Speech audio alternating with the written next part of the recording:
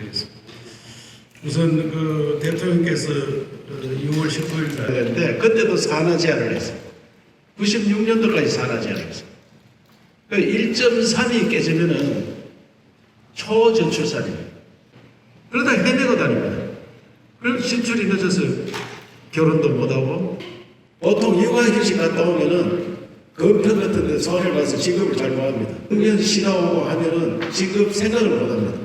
그래서 6년 쉬다 온 사람도 4년 쉬다 온 사람도 대상이 된 사람은 다 직업식이 되는 거예요. 오늘 이분 적겠어요. 아, 그거 해주시면 되니까 무엇이든지 지속 가능하게 이렇게 될 수 있는 그런 세상이야.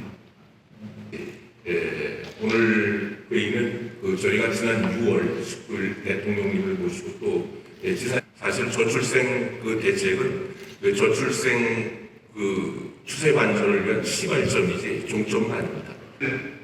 여기 계신 우리 기초조사님은 제가 2월달에 저출생 하시고 또 저출생 전쟁에서 이기려면 전쟁 대이방 정부가 생각하지 못할 정도의 파격적인 것도 하셨습니다. 예컨대 그것보다 훨씬 앞당겨가지고 이제 가셨고, 아까도 말씀을 주셨지만, 저희가 예를 들면 돌봄 시설을 한 지역에 모으는 시 차원에서 또 그런 것들을 보완을 해주셔가지고, 정말 어떤 것들은 대체적만은 알려주고 있어가지고, 사실 저출생 문제의 가장 큰 거는 좋은 이번 대책을 보면서 앞으로 청년층들을 위해 가지고 어떻게 하면 좋은 일자리, 그동안 급속한 경제사회 발전 과정을 거치면서 저희가 상봉이 없다고 생각합니다. 그래서 오늘 여기 전쟁 기본 구상을 발표하였습니다. 3월부터는 매주 왜 전쟁이라는 용어까지 이런 것들을 볼 때 방영민 국가와 지방정부가 저출생에서 관계자들을 만나서 저희들이 얘기를 들어보니까 가장 인상 깊은 말이 당장 24년도에 1.2명을 목표로 하신다면 저희한테는 와닿는 생각이 22년 이후에 이런 것들을 제한되는 부분들이 좀 많았고, 또 아이들의 교육을 위해서 뒤처지지 않게 학원을 보내야 된다면 그 수요라고 말씀드렸는데 그때 저희 시장에서 바로 임산부 보조금 자녀가 지금 셋인데, 저도 아이들 사실 애들 키우다 보면 이제 나이가 들수록 돈이 더 많이 들어가는 건 사실이라서 그 이후에 이런 이해도 가르쳐주시고 또 분유 지원이라든가 이렇게 육아치화적인 능력을 해주시는 게 정말 감사드립니다. 영어 잘 된다고 그러셔가지고 아까 우리 고국장도 설명을 드렸습니다만 원래 공식적으로 교육을 해가지고 사교육비 부담도 좀 덜어드리고 또 영어도 잘할 수 있게끔 공식적으로 다 지원해드리자. 소득이라든가 자산 제한 없이 다 하자. 아이고 언제 얘기해요? 끝에 계신 분들 중앙 뒤쪽으로 봐주시면 되겠습니다. 네. 정면 봐주십시오. 경상북도 화이팅 한번 외쳐볼까요?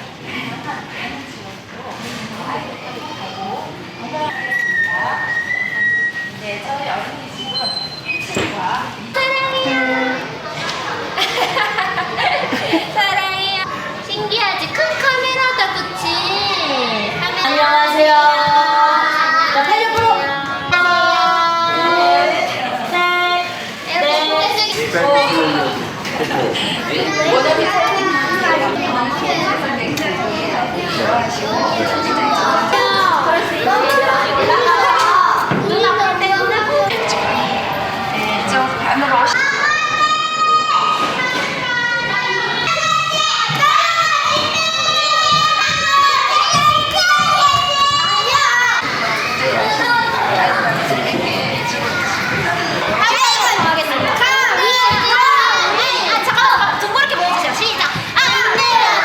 그죠? 네,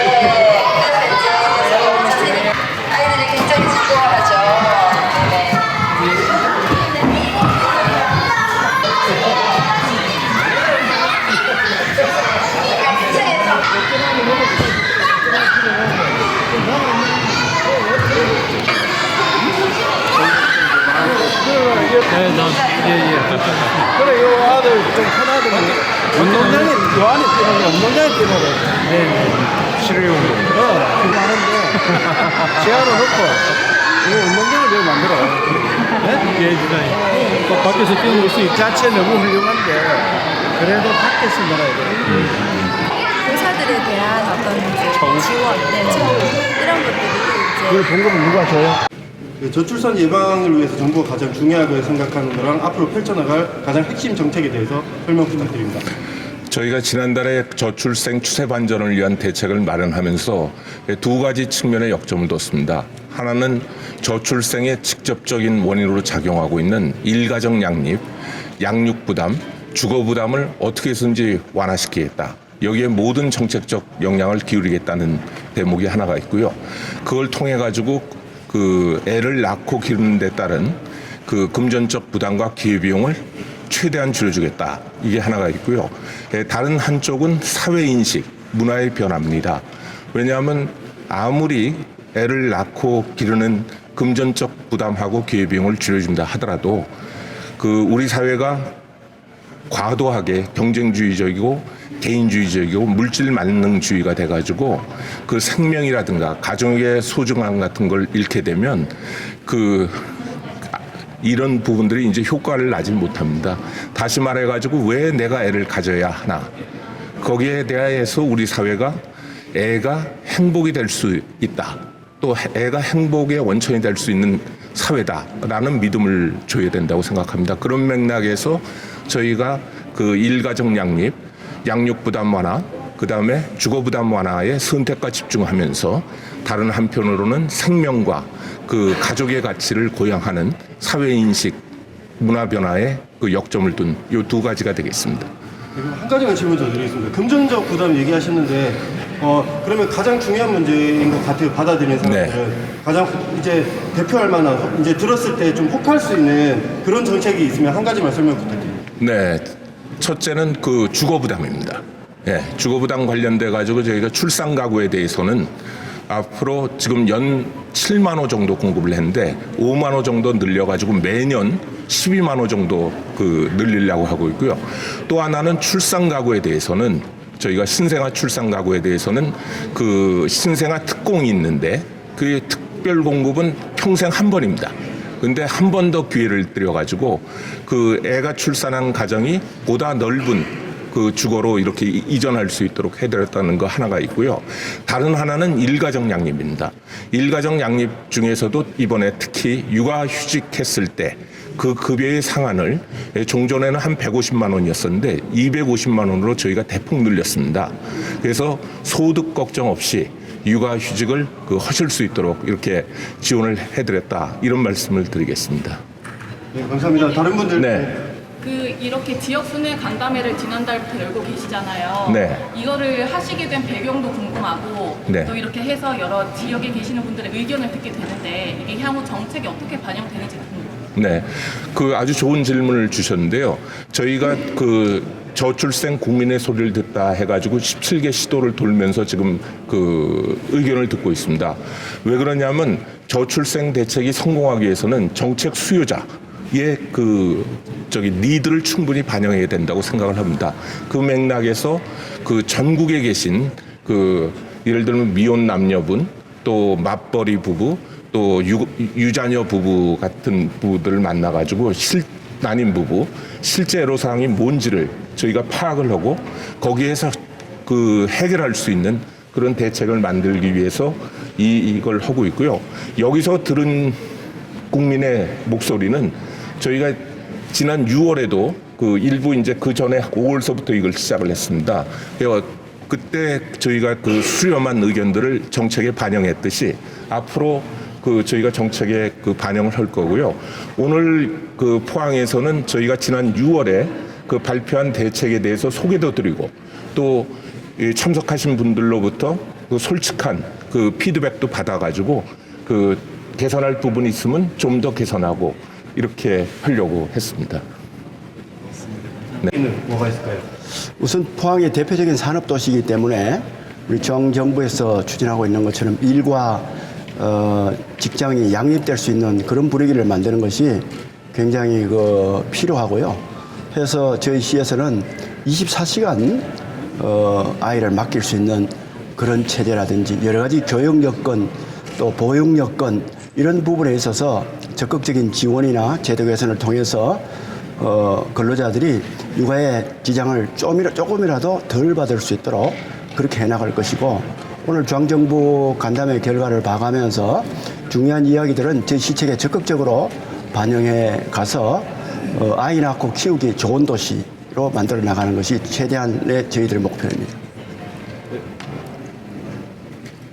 이름 어떤 게 있어요? 예, 우선에 경상북도에서 저출생과 전쟁을 선포하고 그러한 정책들을 중앙에 건의를 많이 했습니다. 그러다 보니까 정부에서도 경북 정책이 좋다 이래서 대통령께서 인구 사태, 비상사태를 선포하고 첫 회의를 우리 경북에서 갖게 되었고요. 우리가 중앙정부에 건의하는 것은 정책은 우리가 만들고 중앙정부에서는 그에 대한 제도적 지원이라든지 예산 지원을 해줘야 됩니다. 지금까지는 중앙에서 정책을 만들고 일괄적으로 했기 때문에 지방정부가 맞지 않아서 문제점이 많았습니다. 실제로 피부에 와닿지 않았습니다. 그 피부에 와닿는 정책을 지방정부에서 만들어서 중앙에 건의하면은 중앙에서는 예산과 제도의 지원을 할 수 있는 그런 행사로 가야 된다. 그래서 그런 대책이 서지 않으면 실질적인 효과가 없을 거다 이렇게 생각합니다. 네, 다른 분들 질문 있습니까? 이번에 부위원장이 경북을 찾았잖아요. 그 의미를 말씀해 주셨는데 이게 어떤 의미가 있다고 생각하시는지 좀. 저출생의 문제에 대해서는 경상북도에서 가장 앞서 나가고 중앙정부의 정책을 이끌어줘서 굉장히 고맙게 생각하고 있습니다. 그래서 경상북도에서 첫 간담회를 갖고 중앙정부의 의지를 밝히겠다 이런 의미가 있습니다.